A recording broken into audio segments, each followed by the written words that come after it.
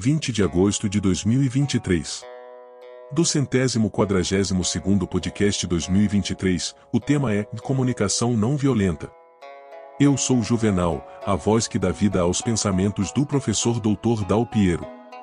A comunicação não violenta é um método de comunicação e abordagem filosófica desenvolvida, modernamente, pelo psicólogo Marshall Rosenberg.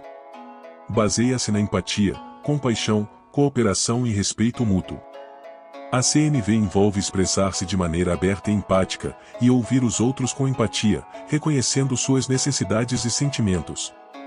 A CNV evita julgamentos, críticas e ataques verbais, buscando criar um entendimento mútuo e resolver conflitos de maneira pacífica. É aplicável em várias situações, desde conversas cotidianas até negociações internacionais. A seguir, estão 5 histórias de storytelling que ilustram diferentes aspectos e aplicações da CNV. 1. A Escola da Empatia. Em uma pequena cidade, uma escola adotou a CNV como parte de seu currículo. A diretora, Senhora Silva, percebeu que o bullying e a desconfiança eram problemas recorrentes. Ela convidou um especialista em CNV para ensinar os professores e os alunos a se comunicarem abertamente. A pessoa especialista em CNV usou palavras-chave na construção dos diálogos.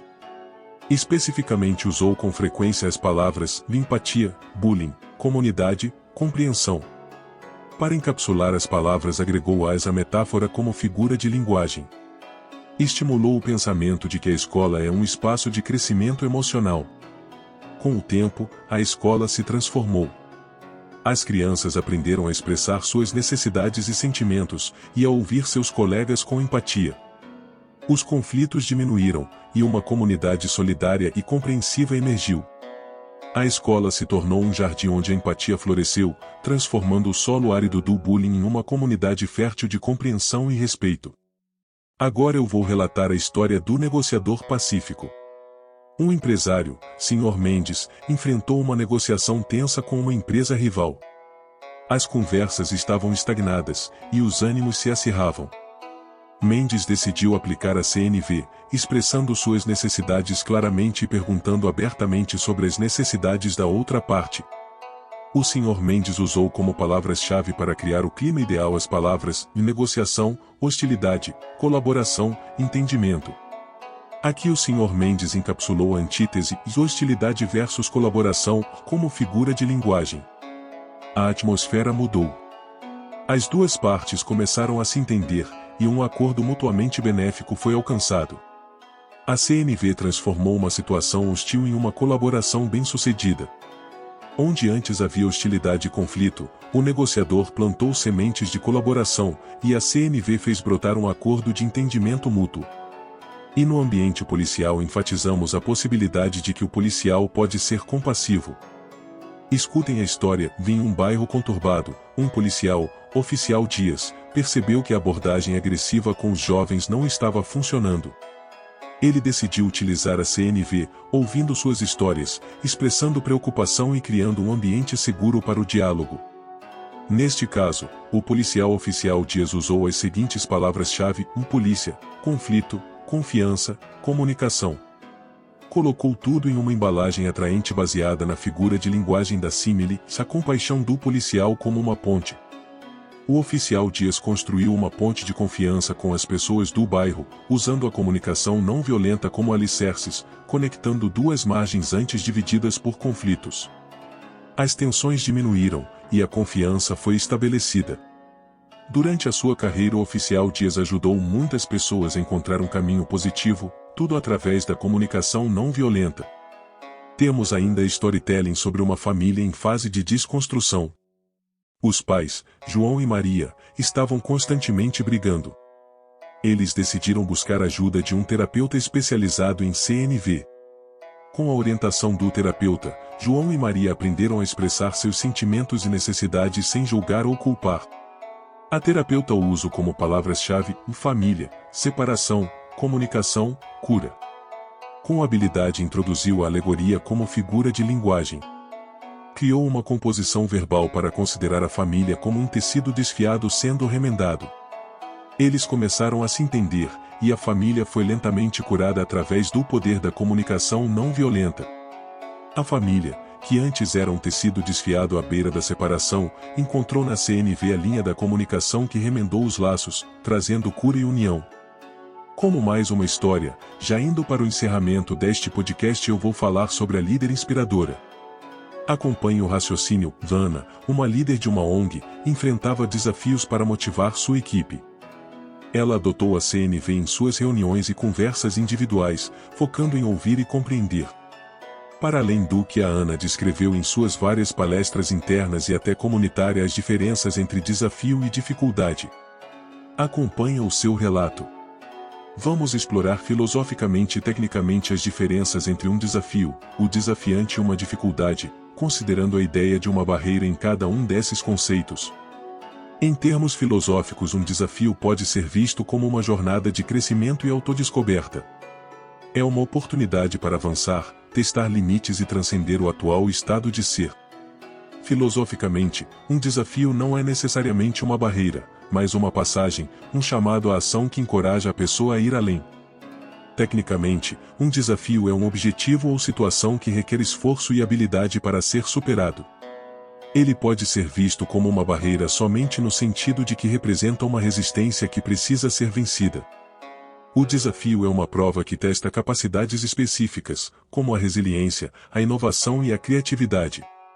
O desafiante é a entidade, pode ser uma pessoa, situação ou pensamento, que propõe ou representa o desafio. Filosoficamente, o desafiante age como um espelho, refletindo a necessidade de crescimento e aprendizado. Ele não é uma barreira em si, mas um catalisador que incita mudanças e transformações. Em um sentido técnico, o desafiante é o elemento que propõe ou cria o desafio. Pode ser uma pessoa em uma competição ou um problema complexo em um projeto. O desafiante pode ser visto como uma barreira somente no sentido de que representa a força ou a complexidade que torna o desafio digno de ser enfrentado.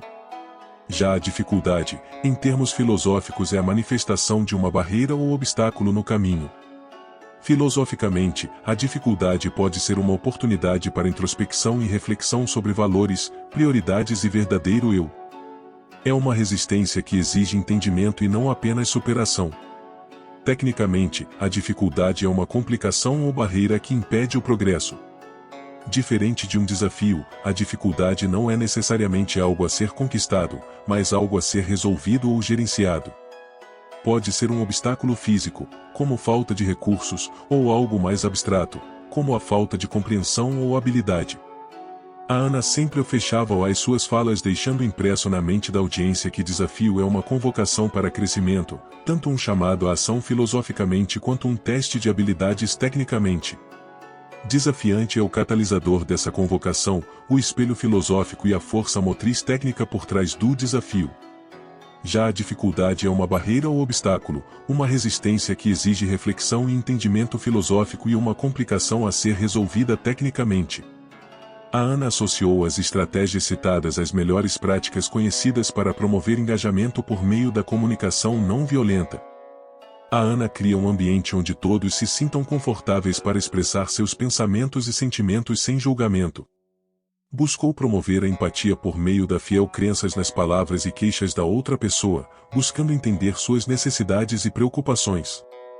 Enfatiza sempre que trabalhar juntos para encontrar soluções, aproveitando as diversas habilidades e experiências dentro da equipe é fundamental para criar um espaço seguro para que todas as pessoas tenham condições de dar o melhor de si.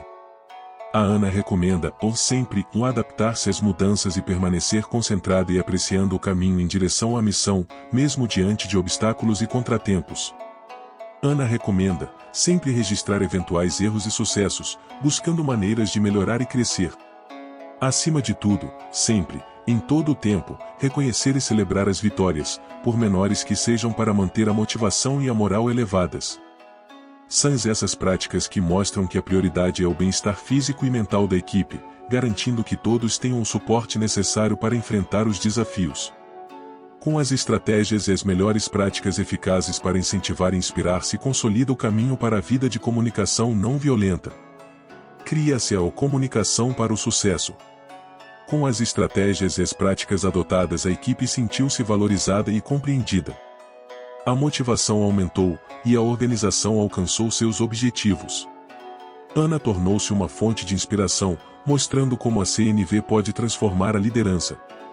Cada uma dessas histórias destaca a aplicação e o poder da comunicação não violenta em diferentes contextos. É um testemunho de como a CNV pode transformar relações, promover a compreensão e criar comunidades mais empáticas e cooperativas. No próximo podcast eu vou continuar a explorar o tema comunicação não violenta. Você pode comprar ou saber mais sobre o livro e os exercícios no livro em e-book, que trata sobre o tema, configurado, para ser lido até de um celular, diretamente com o autor por meio do WhatsApp 19981778535. Obrigado e fique com a paz e o bem.